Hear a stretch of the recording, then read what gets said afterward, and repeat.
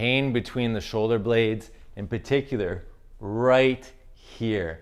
That's known as the rhomboids. So these are the muscles between your shoulders, and they can cause a lot of problems, not only in the upper back, behind your shoulder blade, but up into the neck. Today, I'm gonna go through some simple things you can do at home, some basic stretches, but also explain to you what's happening, what muscles you might need to activate in order to solve this problem. I'm Dr. Matthew Posa. Welcome to my page. My page is dedicated to people and families with health tips and tricks so you can live the life you were designed to live.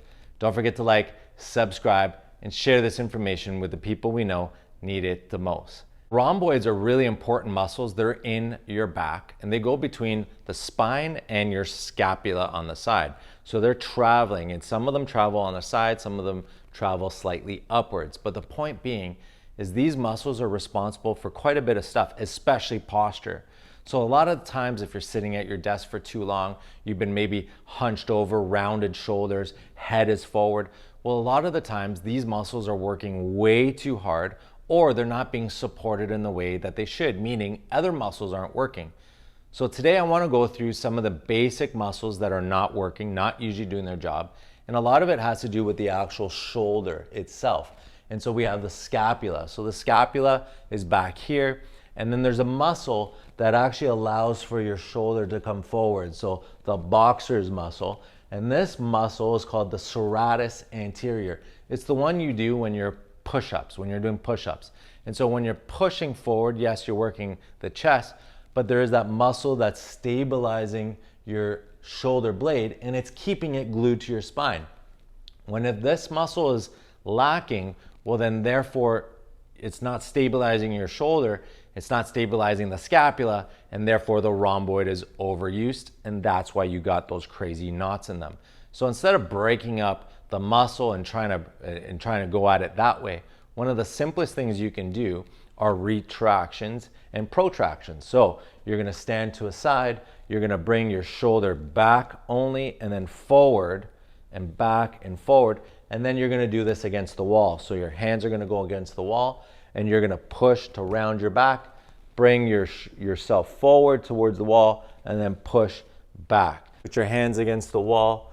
You're gonna bring them at shoulder level, so don't bring them too high and don't bring them too low either. You wanna bring them just ahead, and all you're gonna do is bring your chest forward and then push out, round your back a little bit. Chest forward, push out.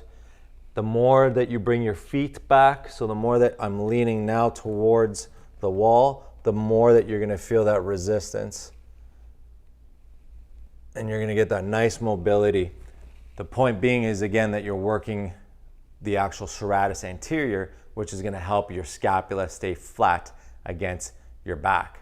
Another way to make sure that that muscle is working properly, or that your shoulders are working properly, is if you take, let's say, one hand. So I got my left hand, I'm gonna touch the base of my scapula. So I'm gonna bring my scapula down like this. And against the wall, I'm gonna start to move my arm. So I'm gonna start to bring it up, but I'm not letting go of this position. So I'm not doing this, where you can see it's completely gone now. Is what I'm doing is I'm keeping this glued, and as I keep it glued, I'm moving my arm.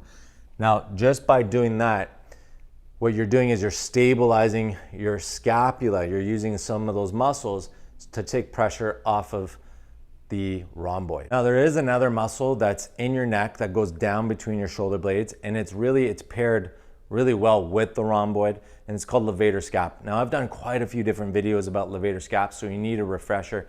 Click up right here, watch that video, and learn how you can break that up even with a lacrosse ball. But what you wanna do is you want to do a basic stretch. And the way that you do this is so if my right rhomboid is what's killing me the most, so I'm getting the most pain here, what I'm going to do is I'm going to take my left hand, I'm going to grab my base of my skull and some of my neck. So you want to kind of grab a little bit of both. And then the weight of your arm on the left is going to bring your head down. So you want to be pulling your head down, and it's gonna pull it a little bit down and then to the side. So we're following the arm and so my head. So now my head is down and slightly to the right if I'm doing the right. So left ear to left shoulder, my eyes are to the right, and I'm going to hold that position. And then from here, you're going to start to turn your head now to the left. And then you're going to find the sweet spot. Once you find that sweet spot, and you'll know what it is you're going to feel that tension build right on the muscle that travels down your neck, right to the top of the scapula.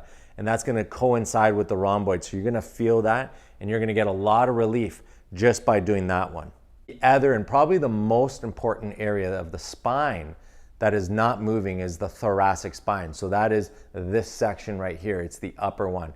And what they've done is they've done quite a few studies on this area, and they found that people just simply aren't moving well. And so just simply doing exercises versus doing a chiropractic adjustment, the adjustment actually got the best results. And so what you want to do is you want to make sure that your upper back is mobile and you're getting relief by being able to move your spine.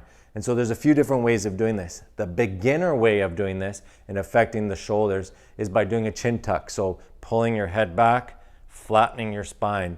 Now you're tucking in your chin. You are not bringing your head back like this.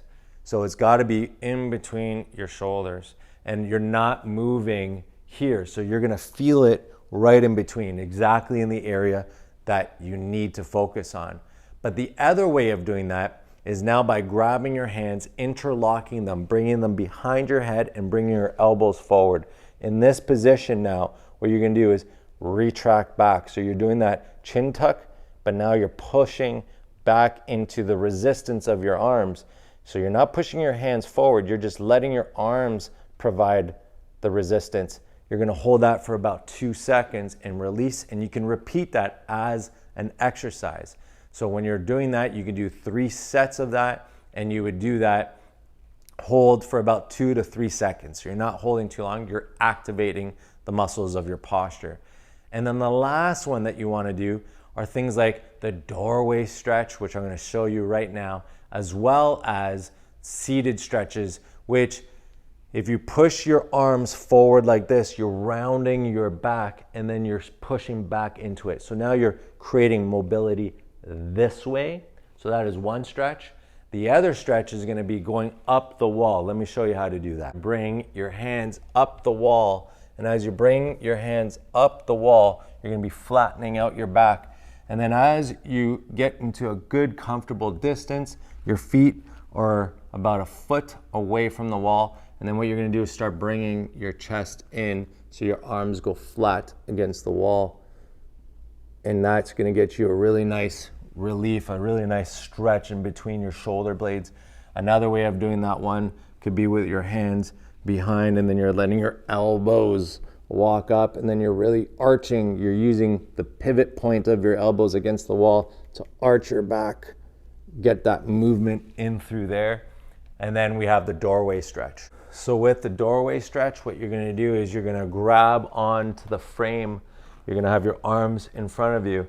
You're going to bring your feet slightly forward, and then again you're going to be rounding your back, stretching it all the way. I can almost touch the other side, and you're stretching out your whole upper back. And then you can bring yourself forward again to create that flexibility, and then back down again. So you're going to do this about 5 to 10 times just to get that flexibility in between your shoulder blades. So when you combine not only the stretches that we just did, the muscle activation, and you find that you're getting more mobility in your spine, that your muscles are becoming better balanced, your shoulders are coming back, your posture is improving, what you're going to find is you're not only taking care of the rhomboid, but you're possibly actually saving yourself from a few other issues down the road, especially in through the shoulders and your neck. So if you have any questions about this video or any other health-related topic, please leave a comment down below. If you're new to this page, don't forget to like and subscribe and share this information with the people we know need it the most. Until next time, we'll talk to you soon.